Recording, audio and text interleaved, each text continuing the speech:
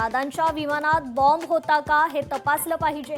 बजरंग सोनवणेंकडून व्यक्त केली शंका. अपघाताचे सगळे डिटेल्स समोर आले पाहिजेत. बजरंग सोनवणेंची मागणी. शरद पवारांनी एनडीए मध्ये येण्यासाठी प्रयत्न केला होता. मंत्री संजय शिरसाटांचा मोठा दावा.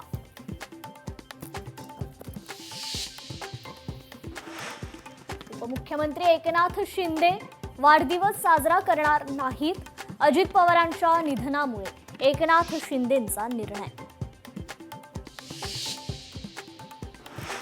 नाशिक, कल्याण, डोंबिवलीप्रमाणे मुंबई महापालिकेतही मनसे आमच्या सोबत दिसेल.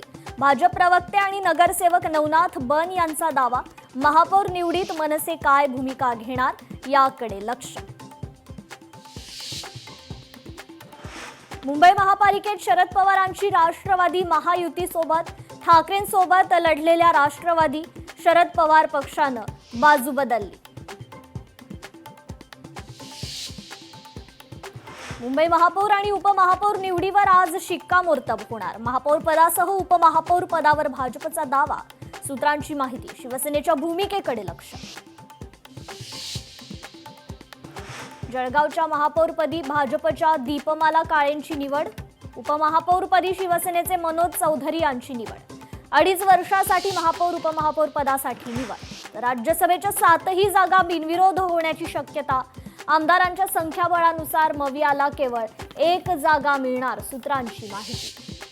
अजित पवारांच्या बारामती दौऱ्याची चौकशी. प्रवासाचं नियोजन कसं आणि कोणी केलं याबाबत खासगी सचिवांची सीआयडी चौकशी. खासगी सचिवांकडून सीआयडीने जाणून घेतली माहिती.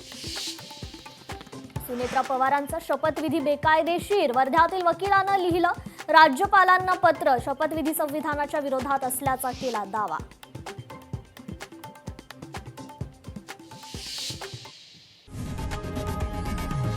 लोकशाही मराठी ऐका, पहा, जागरूक रहा.